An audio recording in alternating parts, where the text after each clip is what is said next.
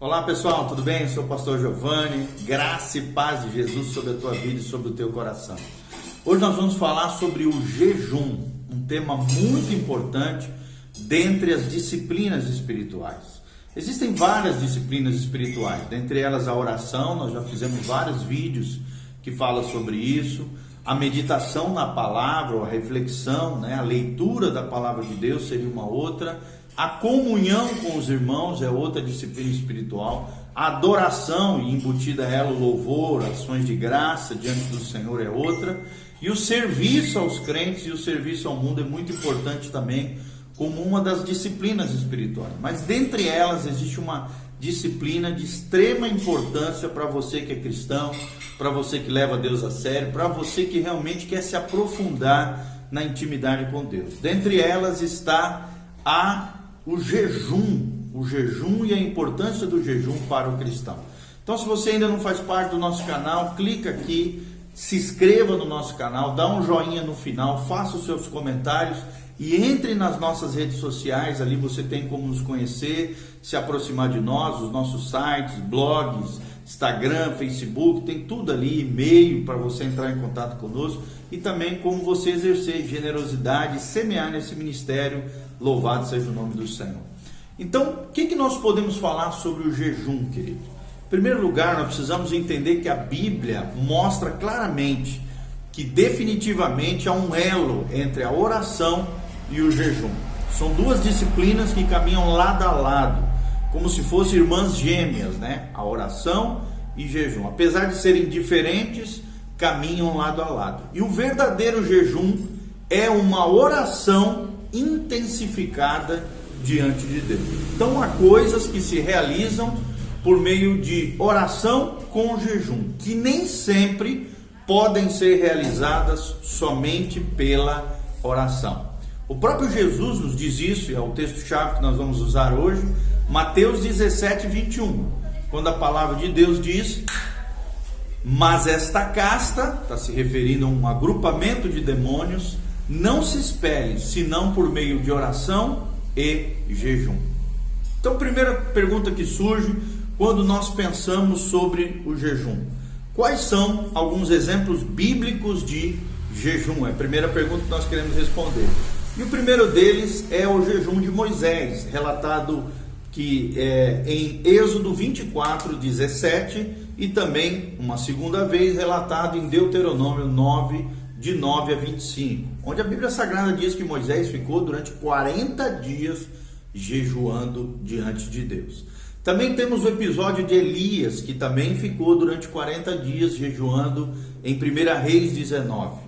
Também tem um outro episódio de Jesus, que durante 40 dias, em Mateus 4, versículo 2, e também mencionado em Lucas 4, 2, ficou durante 40 dias jejuando diante do Senhor. Esse tipo de jejum é chamado de jejum de profeta, ou jejum do profeta. Moisés e Elias jejuaram 40 dias, sem comer nem beber, e foram sustentados aqui, obviamente, sobrenaturalmente pela presença de Deus. Eram jejuns ordenados pelo próprio Deus. Então, o próprio Deus se responsabilizava de suprir de maneira sobrenatural esses dois homens, que foi Elias e Moisés, diante da sua presença.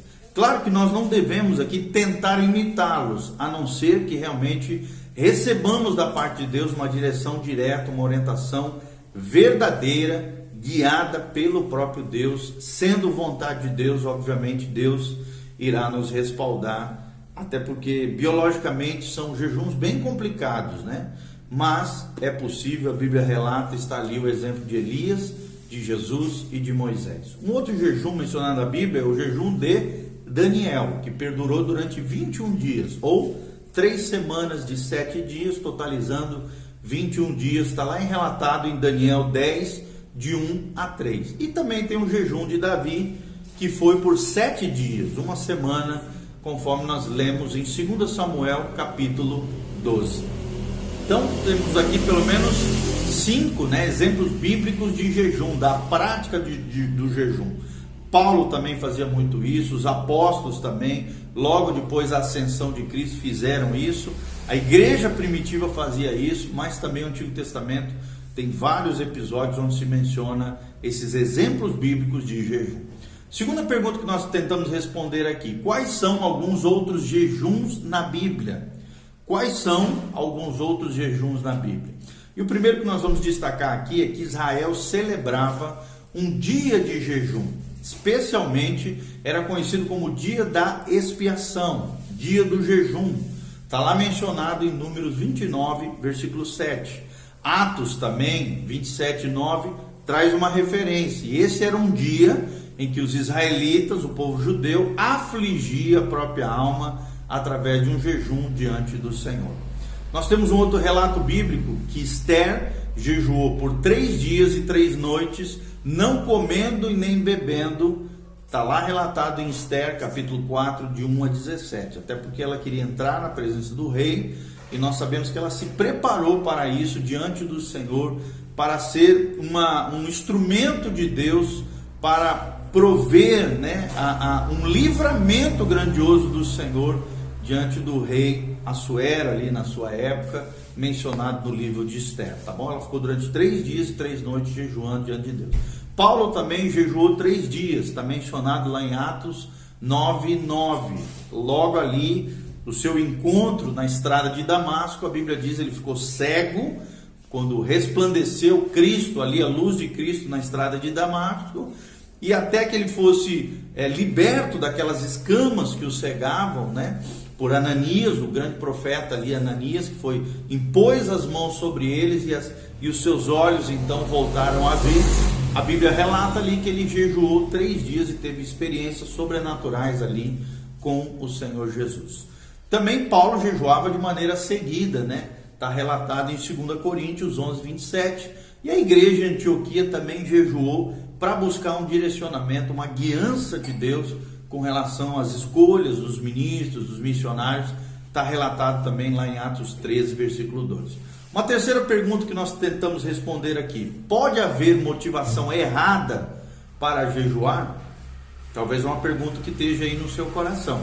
E a resposta é sim, né? A Bíblia fala daqueles cujos motivos eram errados no seu jejum, ou seja, jejuaram de maneira vã, fútil, sem valor espiritual diante de Deus. Primeiro citado é o rei de Israel, Acabe, que jejuou aqui por um motivo malvado, equivocado, errado, relatado lá em 1 Reis 21, versículo 4. O segundo relato é os judeus que jejuavam para si mesmos e não para o Senhor. Está relatado no livro de Zacarias, Antigo Testamento, capítulo 7, de 1 a 14, onde era um jejum errado, equivocado, com motivações escusas, sujas diante de Deus, que não tinha valor espiritual. E um terceiro relato aqui, mencionado pelo evangelista Mateus, capítulo 9, 14, e também mencionado por Lucas 18, 12, era o jejum que os fariseus fizeram e faziam na época de Jesus, 2 vezes por semana, de maneira hipócrita, somente para mostrar para os homens uma falsa piedade diante de Deus e diante dos homens, sem valor espiritual. Então a nossa resposta é essa: sim, pode haver motivação errada para jejuar. Então é muito importante, mais do que o jejum em si, é o porquê que eu vou jejuar, qual é a motivação que me leva ao jejum. Uma quarta pergunta que nós queremos responder aqui é: qual é a motivação certa para jejuarmos? Isaías 58, eu vou ler para vocês. Isaías 58 menciona esse fato, tá? O que é o famoso capítulo do jejum, ou o porquê de jejuar. Qual é o verdadeiro jejum diante de Deus? E aqui, em Isaías 58, Isaías nos dá, né, o profeta Isaías nos dá uma descrição do verdadeiro jejum diante de Deus. E você pode perceber, principalmente no versículo 6 e 7, as promessas de Deus aqui, que seguem também depois nos versículos de 8 a 14.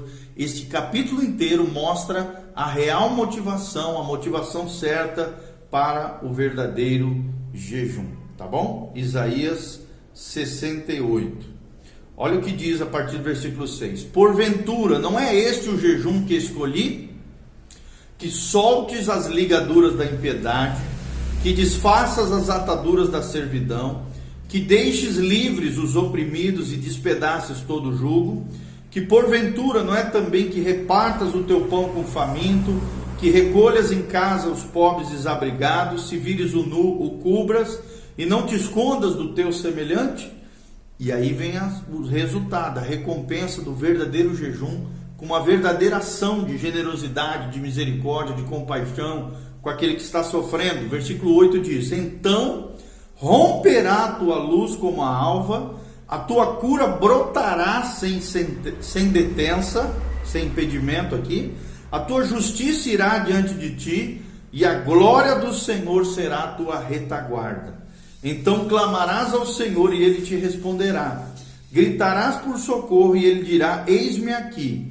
Se tirares do meio de ti o jugo, o dedo que ameaça, o falar injurioso, se abrigares a tua alma ao faminto, se fartares a alma ao aflita, então a tua luz nascerá nas trevas e a tua escuridão será como o meio-dia. O Senhor te guiará continuamente, fartará a tua alma até os lugares áridos e fortificará os teus ossos, e serás como um jardim regado, como um manancial cujas águas jamais faltam. Olha que coisa linda, Isaías 58, do versículo 6 até o 11, tá? Principalmente aqui é o famoso capítulo do jejum.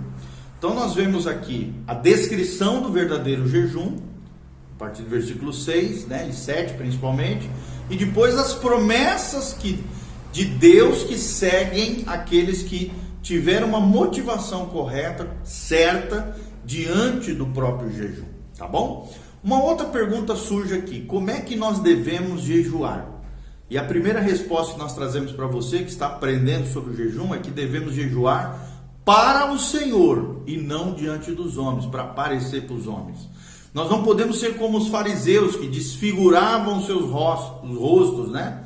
Está mencionado lá em Mateus 6, 16 a 18, onde a Bíblia Sagrada, Jesus chamando a atenção deles, diz: quando jejuardes, não vos mostreis contristados como os hipócritas, porque desfiguram o rosto com o fim de parecer aos homens que jejuam. Em verdade vos digo que eles já receberam a recompensa, ou seja, a glória aqui na terra. Tu, porém, quando jejuardes, diz Jesus, unja a cabeça, lava o teu rosto, com o fim de não parecer aos homens que jejuas, mas sim ao teu Pai em secreto. Ou seja, o jejum não é para ser falado, para ser mencionado, para aparecer, mas é em secreto, diz a Bíblia, e é o que Jesus diz. E Jesus continua dizendo: e teu Pai, que vem em secreto, te recompenserá na terra e no céu. Segundo lugar, querido, além de lembrarmos que devemos jejuar para o Senhor e não para os homens, segundo lugar, devemos humilhar-nos, né, com o jejum. Ou seja, quanto a mim, diz a Bíblia Sagrada, porém estando eles enfermos, as minhas vestes eram pano de saco, e eu afligia a minha alma com jejum, em oração me reclinava sobre o peito. Ou seja, nós vemos aqui no Salmo 35, versículo 13, uma atitude de humildade diante do Senhor, uma atitude de quebrantamento. Terceira verdade que nós aprendemos de como nós devemos jejuar é castigando as nossas almas em jejum e oração. O que significa isso? Está lá no Salmo 69, 10 e 11. A Bíblia Sagrada diz: chorei e castiguei com jejum a minha alma, mas até isto se tornou em afronta.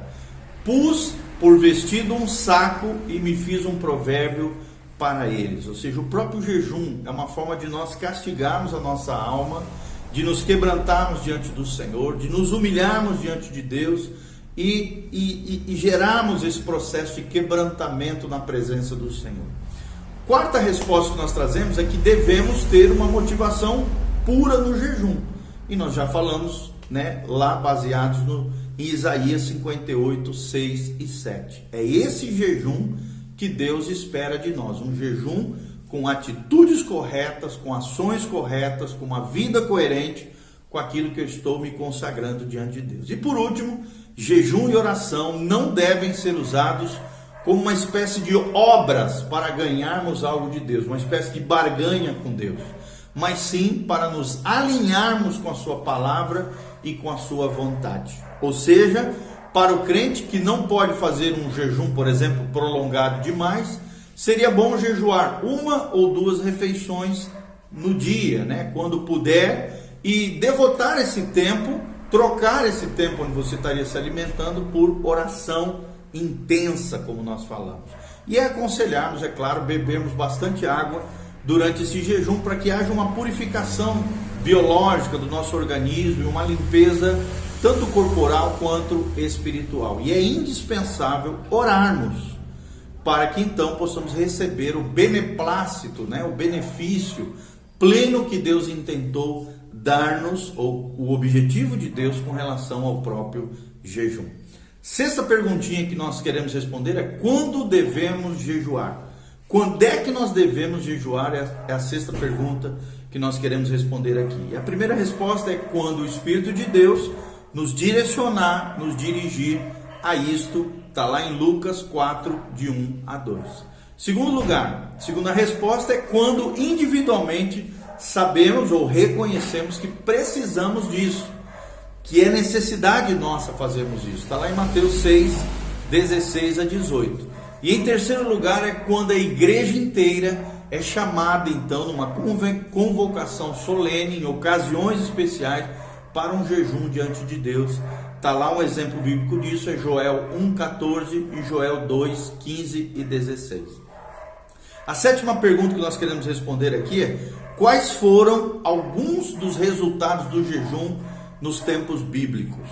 E aí nós vamos trazer alguns exemplos disso. Primeiro, uma nação foi livrada da morte, lá no livro de Esther, como eu mencionei, através do jejum de Esther e desse posicionamento de fé de Esther, de interceder a favor dos judeus diante do rei assírio naquela época, mencionado em Esther capítulo 4, uma nação inteira, a nação judaica, a nação de Israel, foi livrada da morte. Segundo episódio que a Bíblia revela é que a cidade inteira de Nínive foi salva por causa de um jejum, de um arrependimento, de um quebrantamento diante de Deus, de um juízo divino que viria sobre a cidade de Nínive, mas graças a Deus se arrependeram, e está relatado em Jonas capítulo 2 e capítulo 3. Terceiro lugar, espíritos de demônios também serão expulsos através da oração e principalmente aqui do jejum, que nos dará um nível mais elevado de autoridade diante dos demônios e diante do mundo espiritual, conforme Mateus 17, 14 a 21.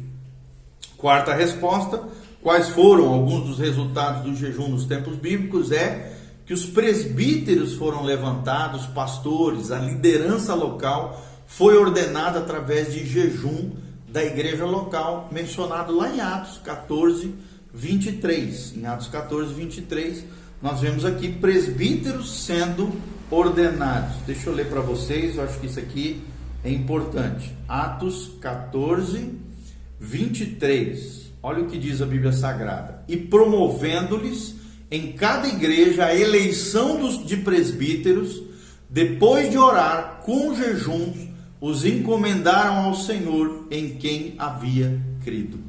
Oxalá todo levantamento de liderança, levantamento de presbíteros, diáconos, líderes da igreja, líderes eclesiásticos, estivessem realmente debaixo de oração e de jejum. A liderança seria outra em muitas igrejas que nós vemos aí. Só que infelizmente a gente vê que muitos líderes são levantados fora do tempo, líderes que são levantados por conveniência, seja financeira, pessoal ou familiar. Então, infelizmente, querido, essa regra bíblica, esse exemplo bíblico em alguns lugares não são efetivados. Mas o correto é isso, que presbíteros sejam ordenados, que líderes da igreja sejam ordenados debaixo da oração e de jejum de toda a igreja local, e principalmente da própria liderança que escolhe esses líderes para estarem juntamente com eles, servindo ao Senhor nesse chamado, nessa vocação tão nobre que é o ministério de Deus. E por último, um dos outros resultados também do jejum nos tempos bíblicos é que a vontade de Deus era revelada. Está lá em Atos capítulo 9, do versículo 9 a 15. A Bíblia menciona que o Espírito disse, o Espírito guiava a igreja primitiva em todas as coisas. Enquanto os irmãos ali estavam ministrando ao Senhor e jejuavam, o Espírito Santo direcionava os passos da igreja, direcionava os líderes, direcionava os irmãos em todas as escolhas que eram necessárias. Então, a oração, bem como o jejum, nos ajuda na vontade de Deus, na revelação da vontade de Deus, tanto para a nossa vida individual, quanto para a nossa família e também para a família de Deus, que é a igreja do Senhor. Então, quais foram alguns dos resultados do jejum nos tempos bíblicos? Primeiro deles, uma nação foi livrada da morte, Esther capítulo 4. Segundo deles, a cidade inteira de Nínive foi salva do juízo divino, Jonas capítulo 2. Espíritos e demônios são expulsos através da oração do jejum, Mateus 17, 14. Presbíteros são ordenados, Atos 14, 23. E por último, a vontade de Deus era revelada. Um exemplo é Atos 13, de 1 a 4 e Atos 9, de 9 a 15. Amém? Então, vamos jejuar, meus irmãos. Te desafio a ser um homem de jejum e oração, você a ser uma mulher de jejum e oração. Que Deus te abençoe, que você cresça, floresça no Senhor, amadureça em todos esses aspectos das disciplinas espirituais e seja um homem ou uma mulher consagrada ao Senhor nos tempos difíceis que nós estamos vivendo. Não esqueça de dar um joinha, não esqueça de fazer seus comentários abaixo, não esqueça de compartilhar esse vídeo com outras pessoas e nos seguir nas redes sociais. Se você quiser semear, nossos ministérios aqui também tem todas essas opções no link que tem nesse vídeo aqui no YouTube. Que Deus vos abençoe, a graça e a paz de Jesus venha sobre você. Vamos jejuar, meus irmãos. Maranata, vem Senhor Jesus. Ora vem, amado da nossa alma. O nosso Jesus está voltando, por isso prepara-te para encontrares com o teu Deus. Que a graça e a paz de Jesus venha sobre você, sobre a tua casa, sobre a tua família. Que Deus te proteja, te guarde e te preserve nesses tempos difíceis de pandemia que estamos vivendo. Vamos crescer, vamos florescer, vamos jejuar, vamos orar, vamos mergulhar na palavra do Senhor. Amém e amém. Um abraço, Deus abençoe, a paz do Senhor Jesus.